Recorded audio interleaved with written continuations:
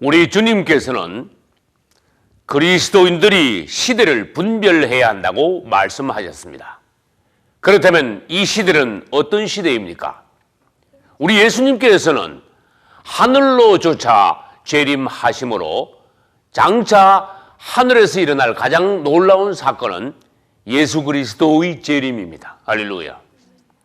반대로 적그리스도는 땅에서 나타나므로 앞으로 땅에서 일어날 가장 놀라운 사건은 적그리스도의 출현입니다.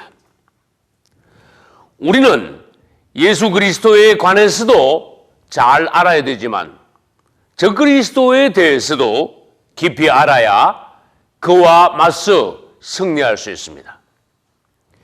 지금 우리는 예수 그리스도를 믿고 있습니다. 그러나 우리는 천국 가기 위하여서 예수 그리스도를 알아야 하고 반대로 지옥 가지 않기 위하여는 적그리스도에 관해서 알아야 합니다. 예수님께서는 앞으로 곧 재림하실 것이라고 성경에서 누차 말씀하셨습니다. 그러나 주님이 오시기 전에 가짜인 적그리스도가 먼저 올 것이라고 데살로니가 후서 2장 3절에서 미리 말씀하셨습니다. 그리고 우리는 지금 예수 그리스도를 기다리고 있지만 세상은 적그리스도를 고대하고 있는 중입니다. 그리고 우리는 예수 그리스도의 신부가 되어서 천국으로 갈 것이지만 불신자들은 적그리스도의 아내가 되어 지옥으로 갈 것입니다. 오늘 우리는 적그리스도가 누구인가에 관하여서 10가지를 보기로 하겠습니다. 적그리스도 이름은 영어로는 안티크라이스트라고 하는데 첫째, 적그리스도는 사람입니다.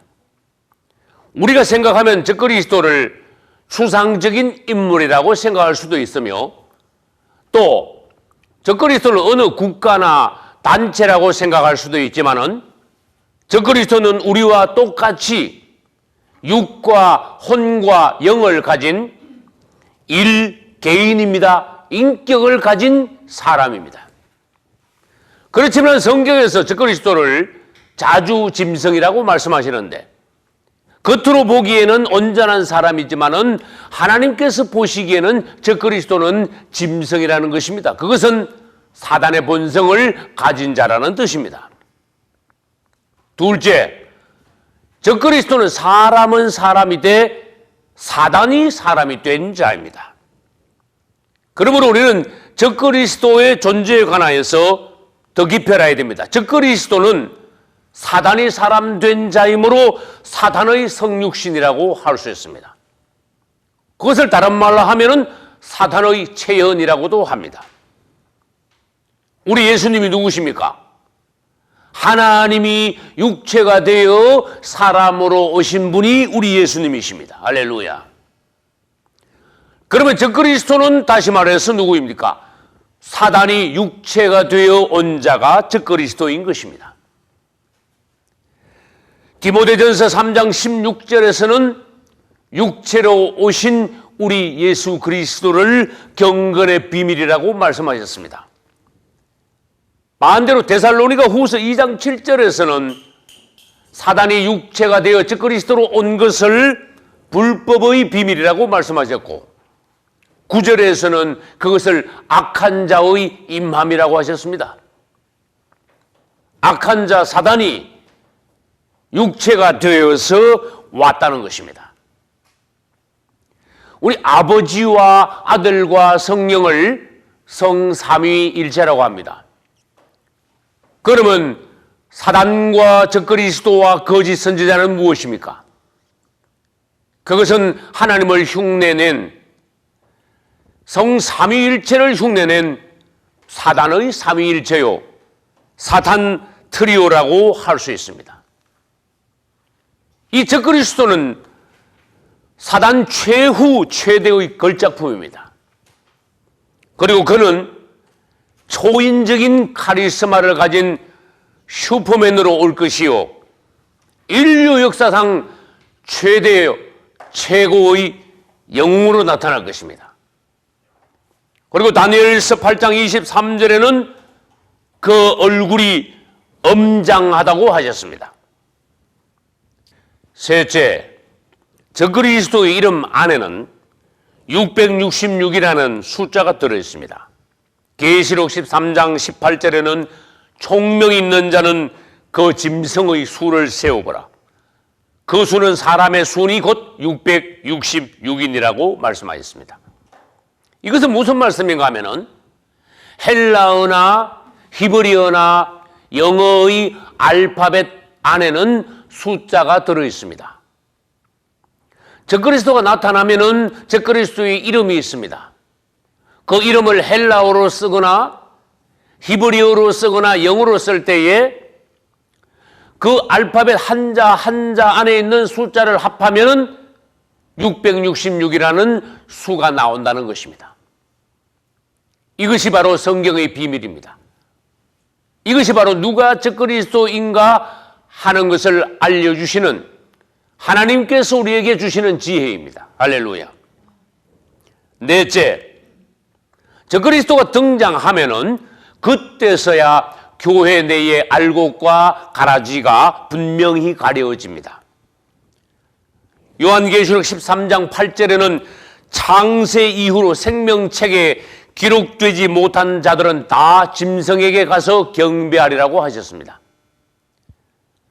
마태복음 13장에 의하면은 알곡이 뿌려진데 그 위에 사단이 와서 가라지를 덧뿌렸다고 하셨습니다.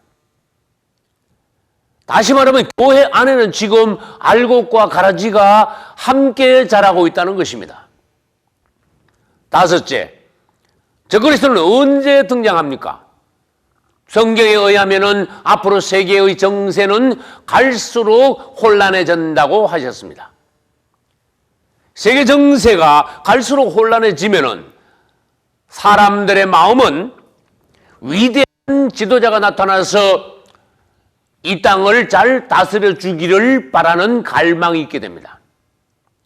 온 세상이 위대한 지도자를 갈망할 때 그 시기를 맞추어서 적그리스도가 등장하게 될 것입니다. 그러면 적그리스도의 출현에 대한 10가지 요점을 지금부터 보기로 하겠습니다. 첫째는 지리적으로 우리가 어디에서 적그리스도가 나타나는가 보아야 됩니다.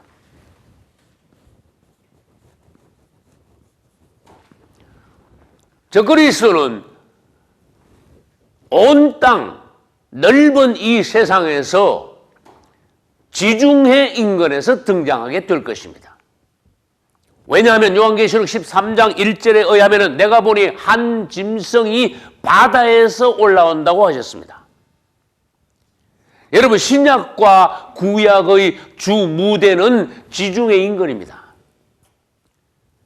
지중해를 벗어나서 지금으로 말하면 아메리카 대륙이나 아프리카나 오세아니아나 극동이나 이런 지방은 성경의 주무대가 아닙니다.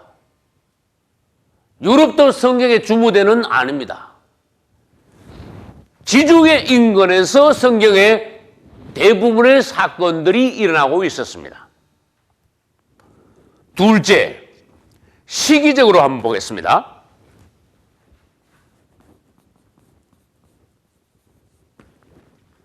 시기적으로 적그리스도는 언제 나타날 것이냐?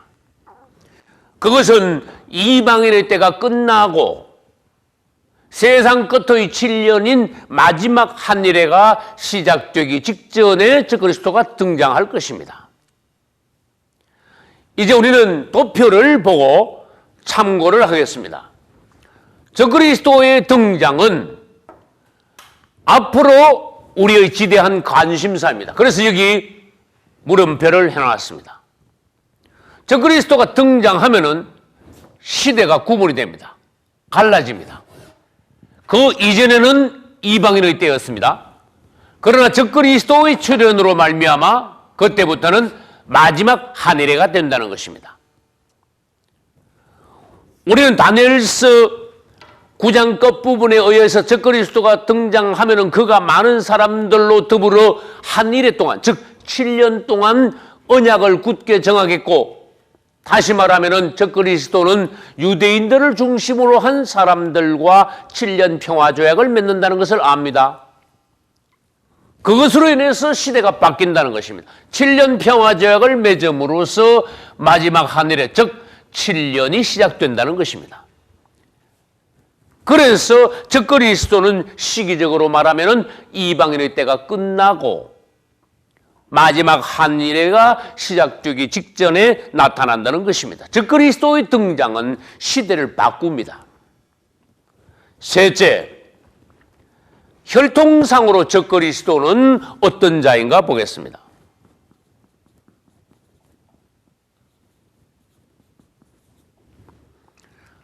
적그리스도는 세상에 많은 민족들이 있지만은 유대계 사람일 것입니다. 더 상세히 말하면은 단지파의 유대계 로마 사람이 될 것입니다. 왜냐하면은 성경에 의하면은 적그리스도가 등장하면은 2000년 전에 예수 그리스도를 배척했던 유대인들이 반대로 적그리스도는 메시아로 환영할 것이라고 말씀하셨습니다. 유대인들은 어리석습니다. 그들의 생명의 주인 예수 그리스도는 배척하고 사단이 사람 되어온 적그리스도는 영접하게 된다는 것입니다. 그러면 유대인들이 적그리스도를 영접하려면은 그가 혈통상 어떤 자여야 됩니까? 유대인이라야 됩니다. 이스라엘은 12지파가 있습니다. 그럼 12지파 중에서 어느 지파의 사람이 적그리스도가 되겠습니까? 그것은 단지파밖에 없습니다. 창세기 49장 17절에 의하면은 단은 길의 뱀이요 첩경의 독사라고 말씀하셨습니다. 다시 말해서 단지파에서 사단의 아들이 나올 것이라는 것입니다. 우리는 지리적으로, 시기적으로, 혈통상으로 적그리스도가 어떻게, 어디서 나타날 것을 알고 대비함으로써 그를 이겨야 합니다. 네 번째로 국가적으로 한번 보겠습니다.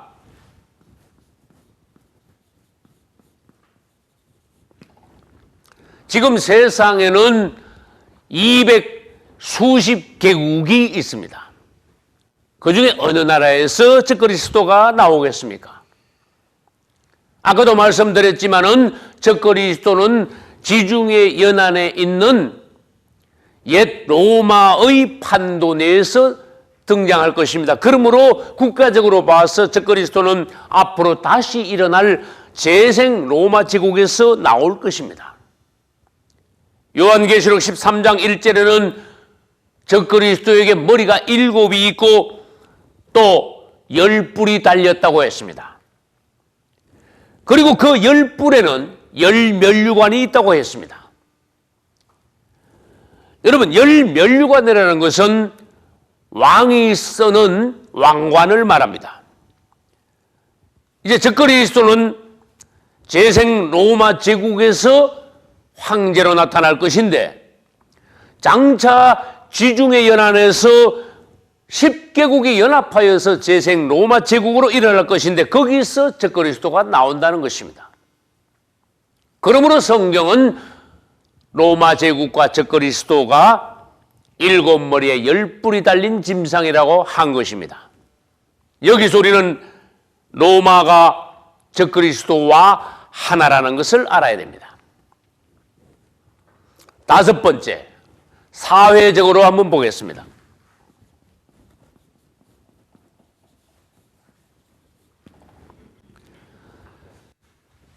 이 세상에는 정치, 경제, 문화, 종교, 군사, 예술, 많은 부분들이 조직체화되어 있습니다. 그 중에서 어느 부분에서 적그리스도가 등장하겠습니까? 적그리스도는 정치계에서 나타날 것입니다. 그것은 성경 어디에서 근거하는가 하면은 요한계시록 13장 1절에는 내가 보니 바다에서 한 짐승이 나올 것이라고 하셨습니다. 적그리스도는 바다에서 올라온다고 하셨습니다. 첫째, 이 바다는 지리적으로 말하면 지중해 연안이며 영적으로 말하면 이 바다는 정치계를 말합니다. 그 다음 13장 11절에 가면은 또 다른 짐승이 땅에서 올라온다고 하셨습니다.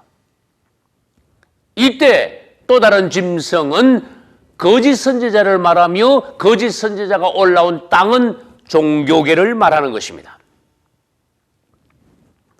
그 다음 우리는 여섯 번째로 영적인 면에서 한번 보겠습니다.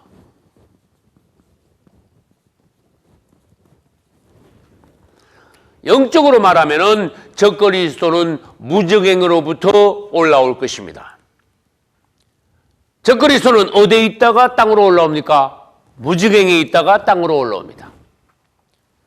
성경에서는 여러 곳에서 적그리스도의 출처를 말씀하셨습니다. 요한계시록 11장 7절에는 무적행으로부터 올라오는 짐승이라고 하셨습니다. 그 다음에 계시록 9장 11절에도 황충들의 임금인 적그리스도는 무적행의 사자라고 말씀하셨습니다. 우리가 성경을 다시 상세히 살펴본다면 적그리스도는 2000년 전에 이 땅에 있었다고 하셨습니다. 그러나 2000년 전에 이 적그리스도는 잠시 땅에 있다가 어디로 내려갔는가 하면은 무적행으로 내려갔다고 하셨습니다. 그리고 방금 말씀드린 대로 적그리스도는 무적행으로부터 다시 땅으로 올라올 것이라고 하셨습니다. 그리고 요한계시록 19장에 의하면은 아마겟돈 전쟁 때 적그리스도와 거짓 선지자는 주님으로부터 잡혀 불못으로 들어간다고 하셨습니다.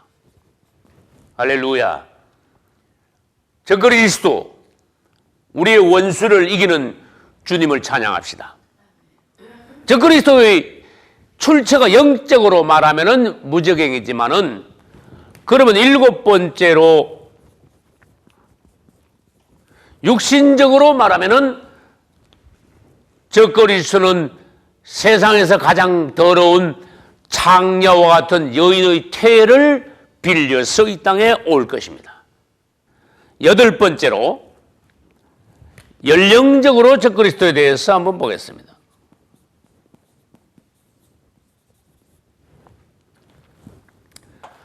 우리는 성경을 읽을 때 많은 부분에 있어서 주님께서 주시는 힌트를 놓쳐서는 안 됩니다.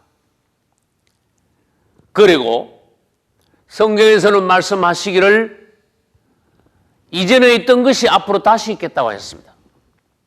그것을 세상에 새 것이 없다고 말씀하신 것이, 구약시대에 있던 많은 부분들이 예표가 되어서 그것이 신약에 와서 또 장차 앞으로 다시 이렇게 일어날 것이라고 주님께서는 여러 부분에서 말씀하고 계십니다. 우리 예수님께서 요단강에서 세례 요한에게 세례 받으시고 하나님의 일을 시작하신 것은 몇 세 때입니까? 30세 때입니다. 우리 주님과 세례 요한은 등장할 때까지 성령 안에서 하나님 앞에 훈련받았습니다.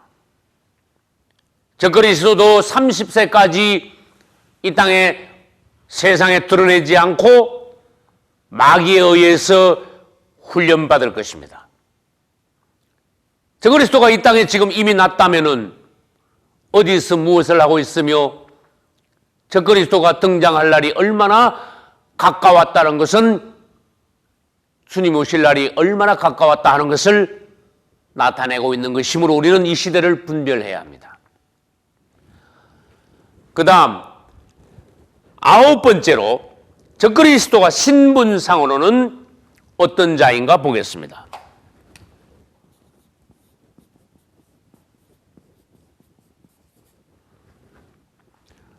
적그리스도의 신분은 무엇입니까? 적그리스도는 군인으로 옵니까? 아닙니다. 그는 음악가입니까? 그것도 아닙니다. 그는 장군입니까? 아닙니다. 적그리스도는 앞으로 나타날 지중해 인근 옛 로마의 판도에서 다시 일어날 재생 로마 제국의 황제로 나타날 것입니다. 황제가 된다는 것입니다. 로마 황제들의 이름은 시저입니다. 시저 아구스토, 시저 네로, 이런 식으로 로마의 황제 이름은 시저라는 이름이 공통적으로 붙어 있습니다. 그와 마찬가지로 애굽의 왕들의 이름은 무엇입니까? 바로입니다. 우리는 적그리스도가 등장하면은 그가 로마의 황제 중에서도 마지막 황제로서 시저라는 이름을 갖게 된다는 것을 알아야 됩니다. 그래서 적그리스도의 신분은 로마의 황제라는 것입니다. 그 다음 마지막 10번째로 우리는 적그리스도가 왜 오느냐 목적상 보겠습니다. 적그리스도가 이 땅에 나타나는 목적은 여러 가지입니다. 그러나 그 중에 가장 큰 목적은 영적인 추수를 위해서 적그리스도가 옵니다. 마태복음 13장에 보면은 주님께서 말씀하셨습니다. 가만두어라. 주님께서는 마지막 때가 되면은 추수꾼인 천사들을 보내어서 가라지들을 불사르게 먼저 묻게 하시고 그 다음에 알곡들을 모아 곳간에 들이신다고 하셨습니다. 과연 가라지들을 이 땅에서 어떻게 주님은 묶으실까요? 적그리스도가 등장하면은 영적인 태풍이 부는 것입니다. 추수 때 바람이 불면은 알곡과 쭉정이가 분리가 됩니다. 적그리스도가 등장하면은 영적인 태풍으로서 교회 내에 있는 알곡과 가라지가 극명하게 분리가 됩니다. 그래서 적그리스도는 나타나면은 교회 내에 있는 또한 세상에 구원받지 못하는 가라지와 쭉정이들을 모두 다 한꺼번에 데리고 가는 것이므로 적그리스도가 나타나는 목적은 영적인 추수를 위한다는 것입니다. 적그리스도가 오기 전에는 우리는 알 수 없지만 적그리스도가 등장하면은 우리는 누가 알곡이며 누가 가라지냐 하는 것을 알게 될 것입니다. 여러분 지금 하나님께서 시간을 주셨을 때 여러분이 잘 익은 알곡이 되시고 또 주님 앞에서 단장을 마친 신부가 되셔서 그분이 오시는 날 모두 다 주님 앞에서 만날 수 있기를 예수 이름으로 축원합니다.